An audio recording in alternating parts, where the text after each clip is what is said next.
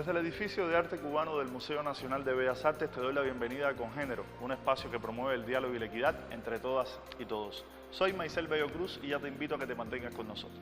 Hoy en nuestro tema Perspectiva hablaremos del proceso histórico revolucionario que sentó las bases de la creación del Centro Nacional de Educación Sexual, conocido por sus siglas CNSEX, y el impacto de esta institución en los avances en materia de derechos sexuales y reproductivos en Cuba.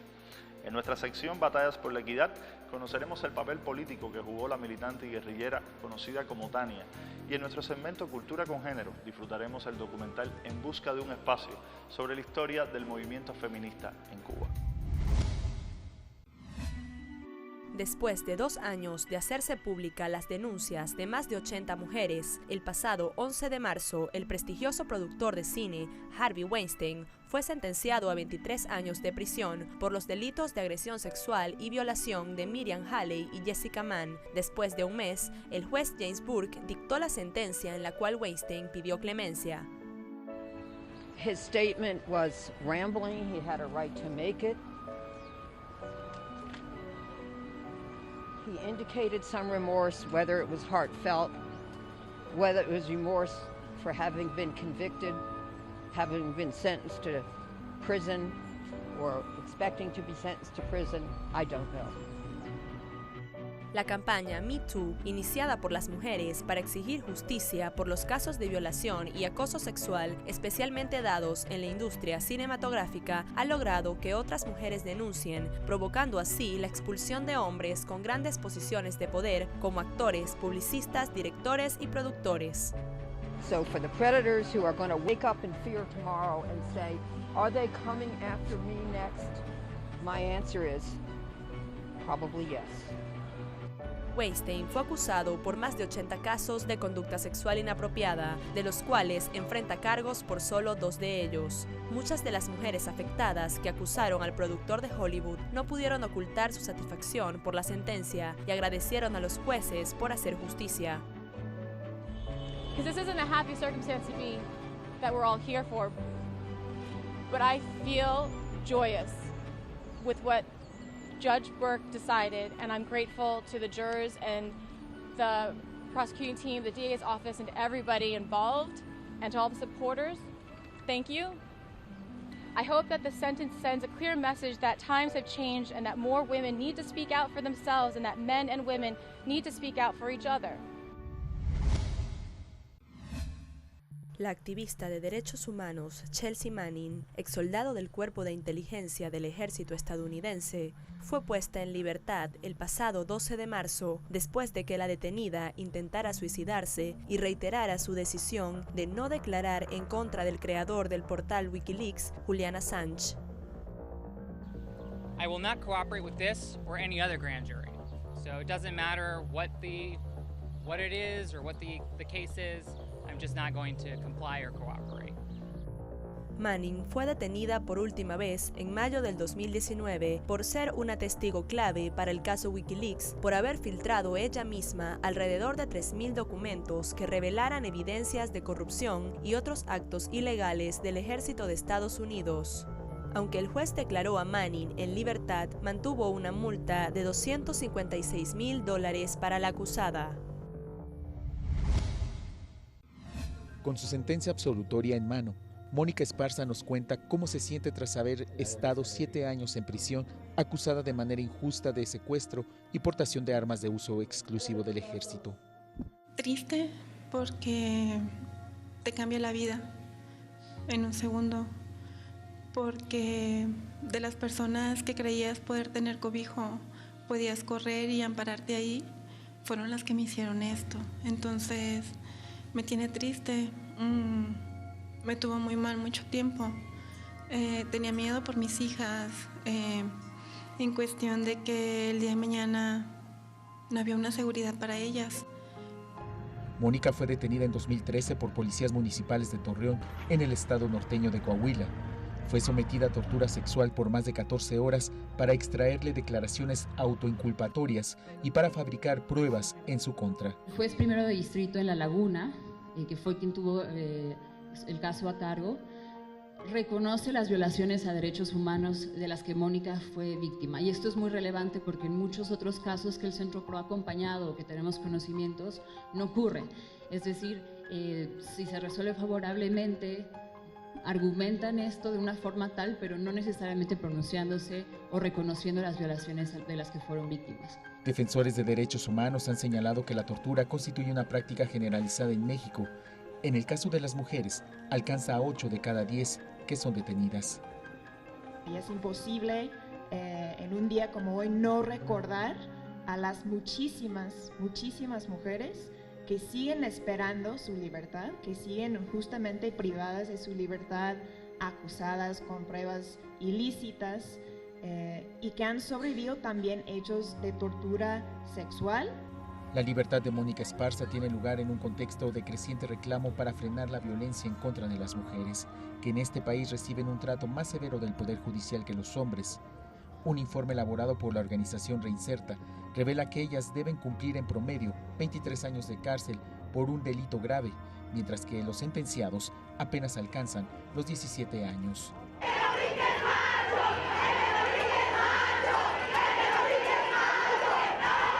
Sus protestas en contra de la desigualdad y para exigir un freno a la violencia que les aqueja se han vuelto constantes. También demandan un fin a la impunidad que aquí rebasa el 90%. Eduardo Martínez, Telesur, Ciudad de México. Te propongo ahora conocer algunas cifras sobre los logros impulsados por el CENESEX.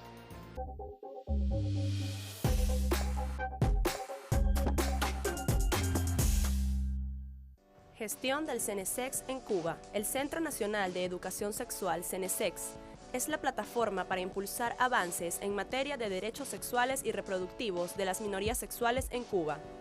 Desde el año 2000, la institución comenzó a generar planes de educación sexual e inclusión para personas no heterosexuales. En 2008, impulsaron la Ley de Reasignación Sexual y Tratamientos Hormonales financiados por el Estado para las personas trans. En 2014, promueven la inclusión de la no discriminación por orientación sexual en el Código de Trabajo. En 2016, reciben en La Habana el premio Únete al Compromiso con la Igualdad y la No Violencia de Género de la ONU.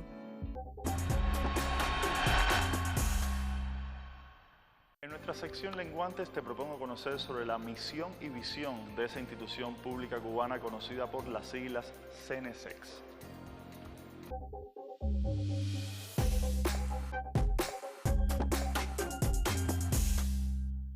El Centro Nacional de Educación Sexual, CENESEX, es una institución pública creada en Cuba en 1989 a partir de los procesos de transformación social de corto, mediano y largo plazo inherentes a la Revolución Cubana.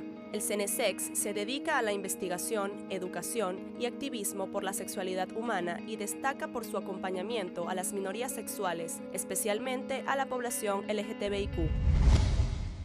Parte del importante saldo político del proceso de la Revolución Cubana fue la creación de una serie de programas nacionales de educación sexual que evolucionaron a través de los años y abrieron paso a la conciencia de la población y del Estado sobre la importancia de este tipo de instituciones, lo que permitió que en el año 1989 se fundara el Centro Nacional de Educación Sexual, conocido como CENESEX. Hoy, en nuestro segmento En Perspectiva, conoceremos la importancia de este espacio para la concreción de avances en materia de derechos sexuales y reproductivos en Cuba.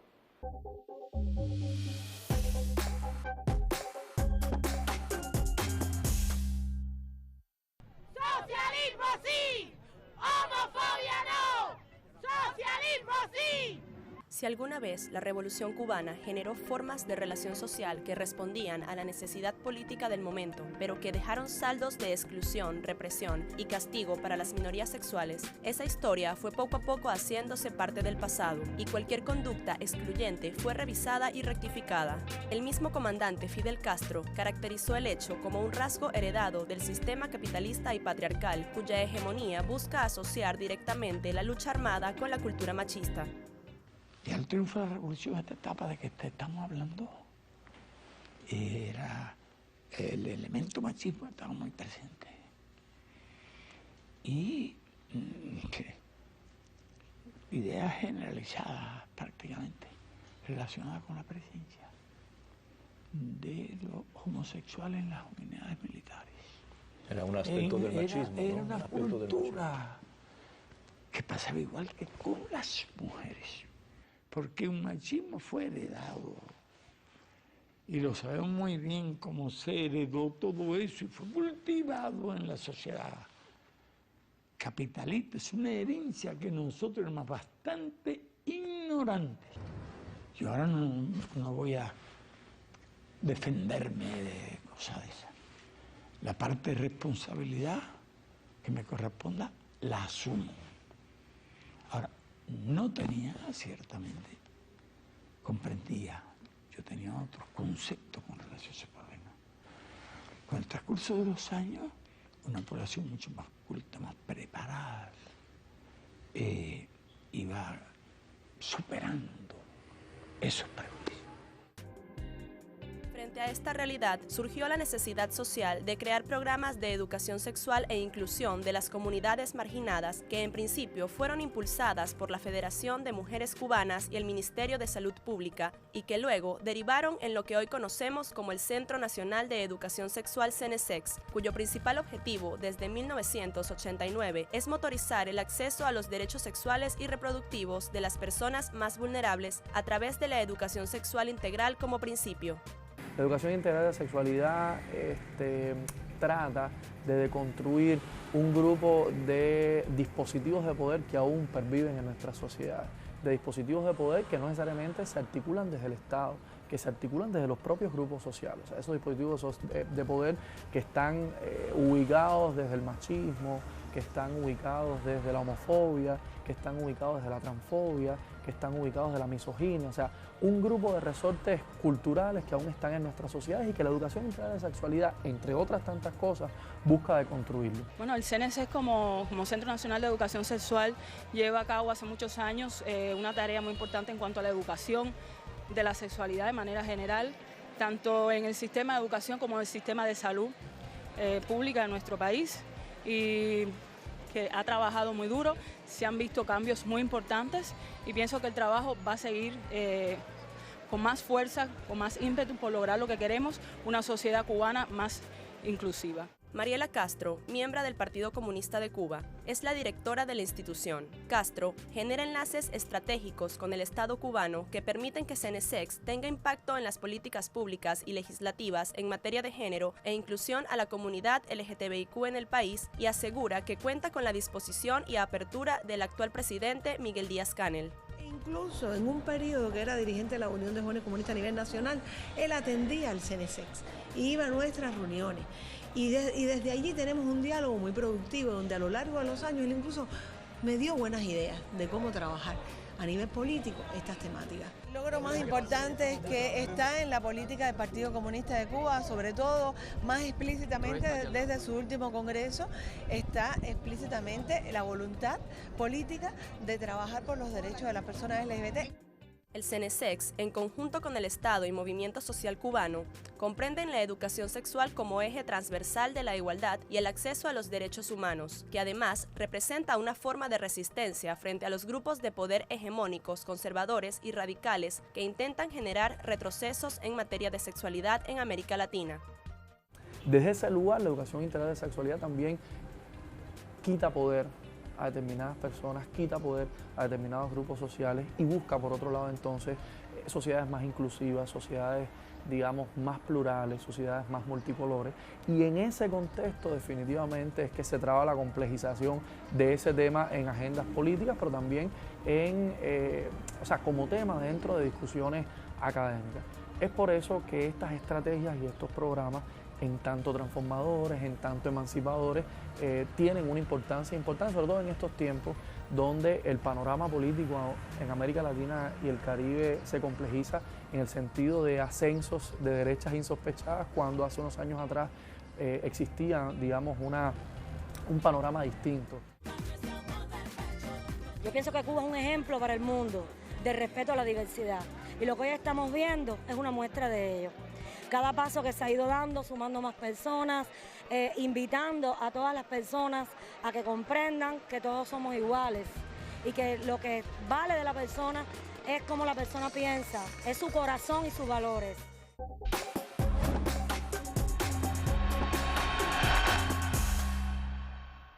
En el proceso revolucionario cubano, las mujeres han tenido un importante espacio desde el inicio. Hoy conoceremos un poco sobre una de estas protagonistas, la activista argentina-alemana Tamara Bunke, conocida como Tania la Guerrillera.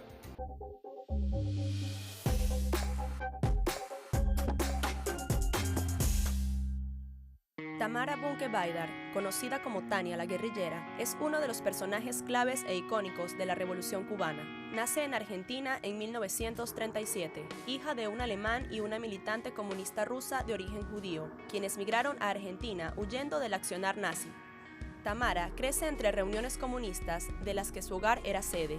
En 1952, sus padres regresan a Alemania, donde Tamara desarrolla sus primeras actividades políticas.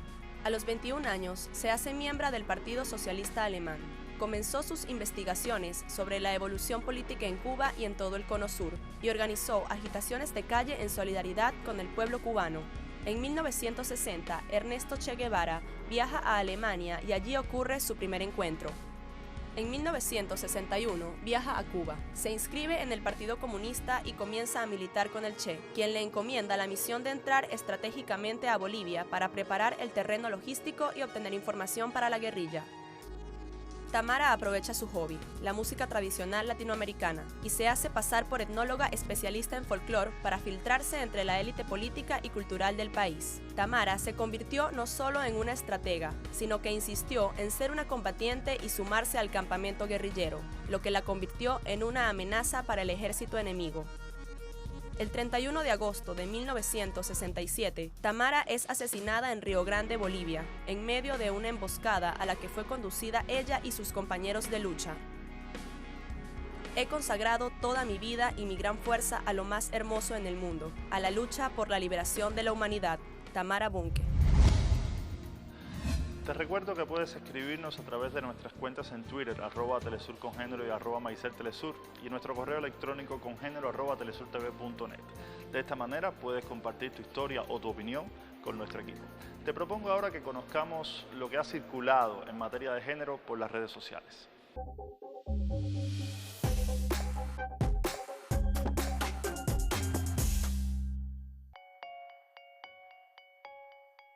Las redes sociales fueron la plataforma para que colectivas y movimientos sociales rechazaran el delito de trata de personas.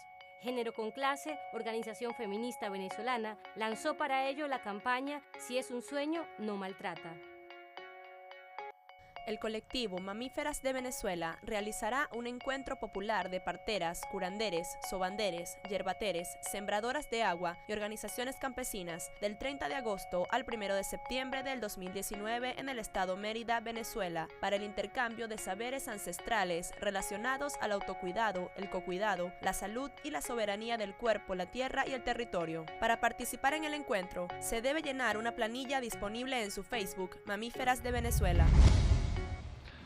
Hoy, en nuestro segmento Cultura con Género, conoceremos del documental En busca de un espacio, de la realizadora y activista Marilyn Solaya, el cual rescata la memoria de la valentía y perseverancia de muchas mujeres que trabajaron por lograr un espacio en la sociedad cubana patriarcal de la primera mitad del siglo XX.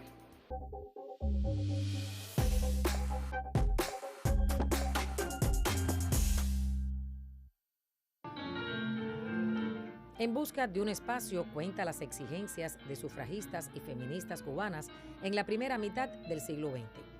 Es el retrato de las luchas de las mujeres de esta isla por lograr derechos y leyes como la del divorcio en 1918, el aborto terapéutico en 1936 o la legislación para poder administrar sus bienes de manera independiente en 1917. Creo que ahora más que nunca se están cumpliendo el centenario de muchas fechas importantes del divorcio, de la ley de la patria potestad, fechas históricas no solo para Cuba, sino para toda Latinoamérica, porque fue Cuba el primer país en obtenerla. Y creo que mucho de ese legado todavía se está debatiendo en las calles. Todas estas manifestaciones que vemos en Argentina, en México, en España, a favor del aborto, por ejemplo, Cuba lo tiene desde el año 1936 ganado. Y creo que hay que aprender, es decir, que todos estos derechos se pueden perder. Los expertos advierten que la mitad de la historia de Cuba es la historia de las mujeres. Por ello, se considera un gran acierto que En busca de un espacio revele pasajes inéditos o poco conocidos de la historia y las tradiciones de lucha de la mujer cubana. Yo creo que estamos en el mundo en un momento peligroso en el sentido de resurgir de determinadas ideologías conservadoras, reaccionarias, que están promoviendo una vuelta atrás en el lugar de la mujer en la sociedad.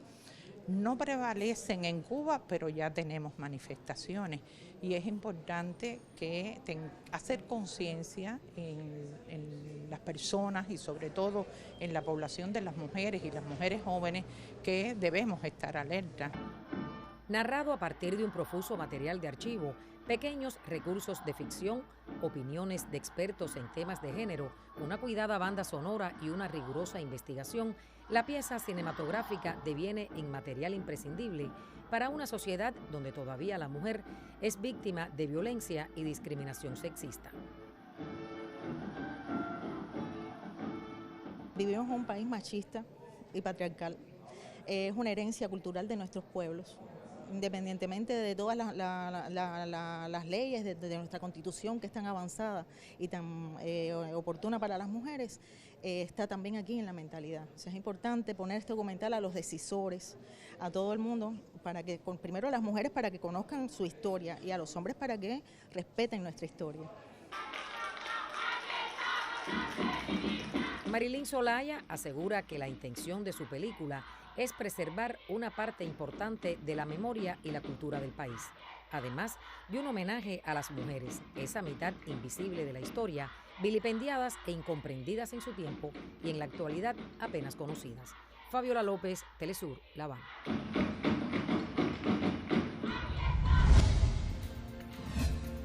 Y con la información sobre este documental llegamos al final. Recuerda que puedes seguir esta y otras emisiones en nuestra página web www.telesurtv.net, así como nuestro canal de YouTube Congénero Telesur.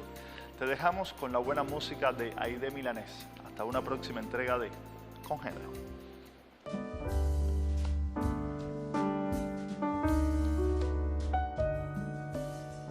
Palabras, quisiste con palabras engañarme,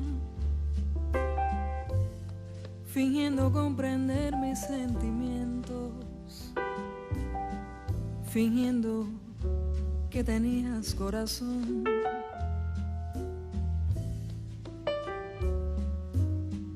No trates de hacer que muera en mí la desconfianza, la culpa y la maldad de tus palabras sellaron el final de esta ilusión.